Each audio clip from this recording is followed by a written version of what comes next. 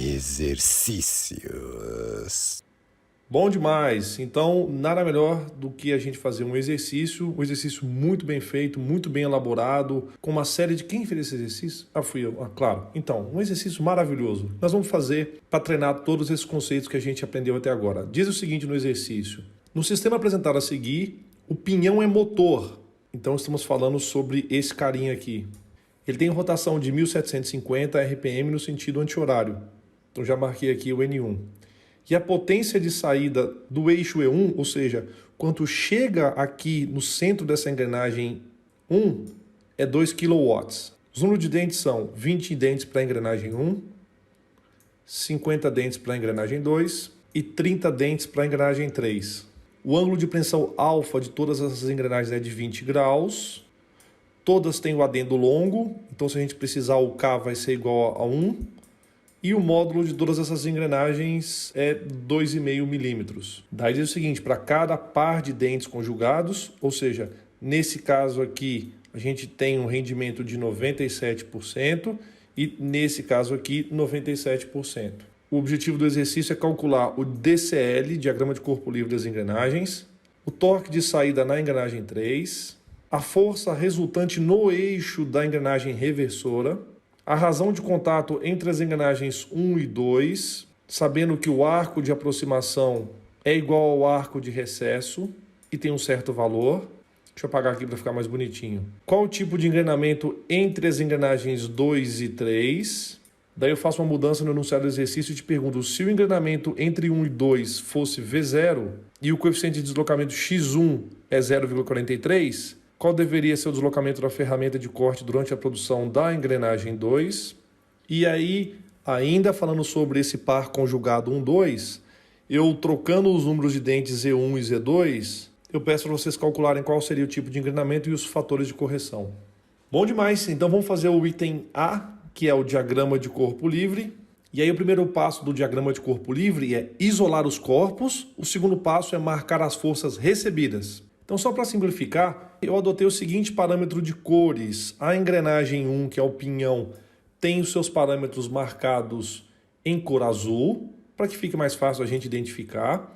Por sua vez, a coroa 2 tem os seus parâmetros marcados em vermelho. E, finalmente, a engrenagem 3, que ela é um pinhão, se comparado com a coroa 2, tem os seus dados marcados em verde. Então, havia sido fornecido o sentido da rotação, o seu valor, a potência que chega no centro dessa engrenagem. No enunciado do exercício eu também estabeleci que essa engrenagem pequena, o pinhão, é motor e que foi confeccionado com 20 dentes. Gente, e aí acontece o seguinte, se eu tenho uma engrenagem pequena conjugada com a engrenagem grande, coroa 2, e a engrenagem 2 está conjugada com a engrenagem 3, a gente já conversou isso antes, bem no princípio das videoaulas de engrenagens, que a engrenagem 1 sendo motora, a engrenagem 2 passa a ser a engrenagem reversora. E se a engrenagem 1 gira no sentido anti-horário, a engrenagem 2 gira no sentido horário. Por sua vez, devido ao contato da engrenagem 2 com a engrenagem 3, a engrenagem 3 passa a ser a engrenagem movida e tem o seu sentido de rotação anti-horário. Daí, para a gente fazer o cálculo das rotações, a gente precisa estudar a interação entre essas engrenagens. Daí eu vou usar a cor preta para ficar neutro aqui.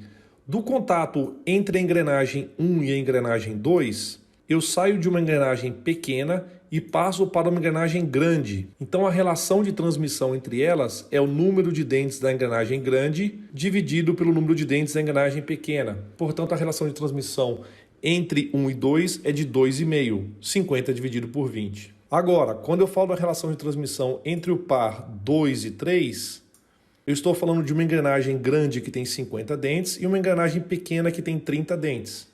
Então a relação de transmissão vai ser 50 dividido por 30, 1,67. E aí quando eu apresentei para vocês esse tipo de trem simples, onde os eixos têm somente uma engrenagem, e eu mostrei o caso de uma engrenagem reversora, eu estabeleci com vocês que a relação de transmissão total independe do número de dentes da reversora. Então a relação de transmissão vai ser 30 sobre 20. Se você tem algum tipo de dúvida em relação a isso, busque os vídeos iniciais da disciplina, nos quais eu faço as deduções detalhadas sobre esses sistemas. Bom, agora vamos fazer o cálculo das rotações, partindo da rotação que eu tenho do enunciado, que é a rotação do pinhão número 1. Então vocês têm que concordar comigo. A questão é o que fazer com a relação de transmissão. Divide, multiplica, e aí você tem que analisar caso a caso.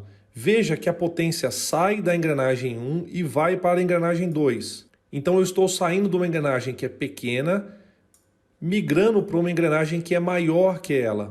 Nesse caso, como a força tangencial nos dentes vai ser a mesma e os diâmetros são diferentes, ora, imaginando que a força tangencial obviamente vai passar por esse eixo. Igualmente a força tangencial no pinhão vai ser esse eixo tangencial. Não estou preocupado agora qual é o sentido da força tangencial. Elas são iguais, porque tem que respeitar a terceira lei de Newton.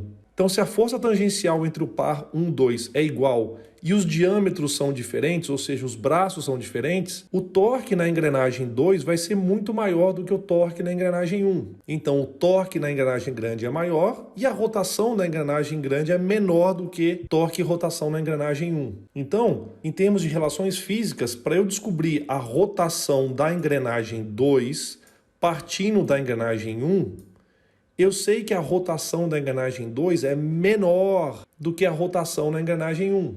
Então, o cálculo da rotação na engrenagem 2 vai ser a rotação na engrenagem 1, 1750, dividido pela relação de transmissão entre 1 e 2. Então, a rotação em 2 é 700 RPM. Agora, se eu fizer análise entre o par 2 e 3, acontece o seguinte, eu estou saindo de uma potência que deixa a engrenagem 2, que é grande, e vai para a engrenagem 3, que é pequena.